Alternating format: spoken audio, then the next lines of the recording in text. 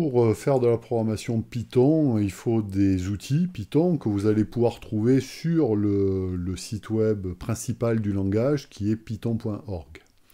Vous allez télécharger la distribution du langage en allant dans cette rubrique Download en fonction de votre système d'exploitation. Moi, je suis sous macOS, c'est pour ça que par défaut, il me présente ça. Vous avez aussi une rubrique documentation que je vous invite évidemment à lire et à regarder. C'est un site qui est très vivant, très riche, plein d'informations et qui renvoie vers d'autres sites aussi éventuellement. Une fois que vous avez installé Python, je ne décris pas comment il faut faire, il y a pas mal de vidéos sur YouTube sur ça. Vous allez avoir un outil, l'outil que je vais utiliser dans ces vidéos principalement, qui s'appelle Idle, qui est ici. Alors Idle est composé de deux fenêtres. Il y a une fenêtre d'édition dans laquelle vous allez écrire vos programmes, donc les suites d'instructions qui vont composer votre programme, et puis une fenêtre d'exécution en gros.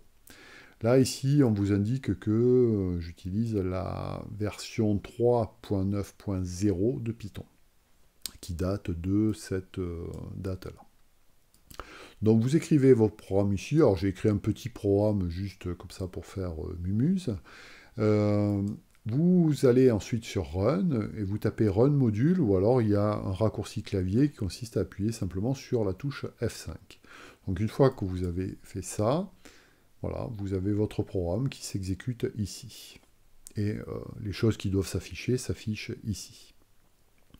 Alors, peu importe ce que fait ce programme, c'est pas très important ici, mais quoi qu'il en soit, une fois que votre programme est exécuté, ben, vous avez encore la main ici, et vous pouvez taper des instructions Python, par exemple, si je lui demande de calculer 44 exposant 9, il va me donner le résultat. Voilà, je pourrais taper des instructions Python. Je pourrais taper, par exemple, je ne sais pas, y égale 42. Donc là, je mets dans la variable y la valeur 42. Mais sachant que je suis venu dans ce shell, puisque c'est un Python shell, en exécutant ce code-là, en fait, je vais avoir dans l'univers Python qui est ici, toutes les variables qui ont été utilisées dans ce programme-là. Donc par exemple, ici, j'ai utilisé la variable somme. Donc si je lui demande à cet endroit que vaut la variable somme, que vaut somme, eh bien allons-y, somme, voilà, il me dit que c'est 30. J'ai utilisé aussi une variable de boucle, alors les boucles for, j'y reviendrai, qui s'appelle i. Si je lui demande que vaut i, eh bien voilà, il me dit 4.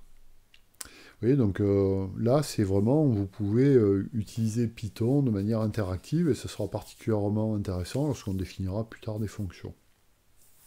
Par contre, si je lui demande quelle est la valeur de la variable z, sachant que z, pour l'instant, je ne l'ai pas du tout utilisé, eh bien là, il va me faire une erreur, évidemment. Il va me dire que le nom z n'est pas défini, donc il n'y a rien sur z, donc il me fait une erreur. Par contre, rien ne m'empêche, comme tout à l'heure pour y, de mettre une valeur à z. Alors, j'en sais rien, moi je ne suis pas obligé de lui mettre une valeur numérique, je peux très bien lui mettre une chaîne de caractères. Et dans ce cas-là, z vaudra quelque chose. Voilà, l'avantage de Idle, c'est qu'il fait de la coloration syntaxique. Ici, vous voyez qu'il y a des choses qui sont écrites en noir, en gros c'est ce que vous avez écrit, et puis les choses en couleur correspondent à des éléments Python. Donc c'est important d'utiliser la coloration syntaxique lorsque vous développez un programme, puisque déjà visuellement ça vous indique s'il y a des erreurs, enfin s'il y a des problèmes ou pas, on va dire. Alors vous pouvez changer un certain nombre de choses en allant dans les préférences de Idle. Vous pouvez par exemple changer la police de caractère, la taille de la police de caractère, et plein de choses. Par contre ça, je vous invite à ne pas le modifier. Voilà. Alors qu'est-ce que c'est ce truc-là? Tout simplement l'indentation qui permet de définir des blocs. Donc là, vous avez une instruction, une boucle pour, je reviendrai là-dessus plus tard, qui va porter sur ces deux instructions-là, qui sont celle-là et celle-là. Voilà, là-dessus. Et pour savoir que ça porte sur ces deux instructions-là et pas sur celle-là, eh bien, vous voyez que en fait, on fait une tabulation, donc ici, qui vaut 4 caractères. Et ça, c'est la valeur par défaut. Et si je me mets ici et que j'appuie sur Entrée, Idle est suffisamment intelligent pour me mettre le curseur directement où il faut. Voilà, pour que je puisse ensuite écrire mes instructions au bon niveau. Voilà.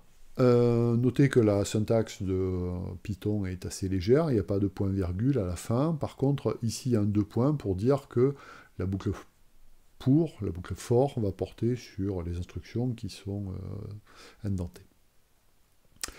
Voilà, donc si je réexécute F5 ici, là il me demande de sauvegarder mon fichier. Hein. Il faut savoir que avant de pouvoir exécuter un programme, il faut l'avoir sauvegardé sur disque quelque part.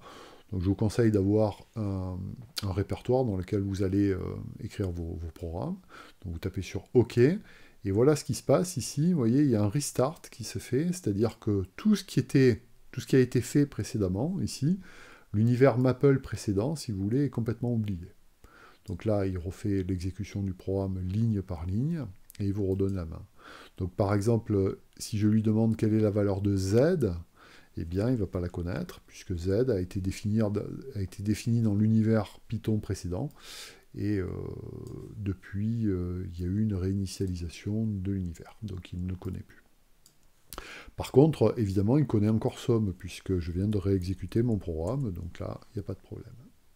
Voilà, donc ça, c'est un petit outil qui est livré, je dirais, avec la distribution, qui est vraiment très, très pratique, et que vous aurez partout, quoi, quel que soit votre système d'exploitation.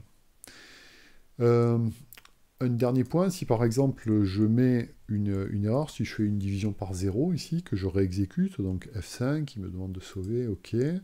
Voilà, là, il me fait évidemment un message d'erreur division par 0. Mais ce que je voulais vous montrer, c'est qu'il me dit, dans mon message d'erreur qui est écrit ici en rouge, que c'est à la ligne 3 qu'il a détecté un problème. Alors la ligne 3, comment est-ce qu'on la trouve? Bon, ici, c'est pas compliqué parce que mon programme est vraiment tout petit. Mais vous avez à cet endroit ici, là, ici, en bas à droite de votre fenêtre d'édition, les coordonnées du curseur. Voilà, donc là, il est à la ligne 3, à la colonne 3. Regardez, si je déplace mon curseur ici, vous voyez, ce compteur bouge. Donc ça, c'est très pratique.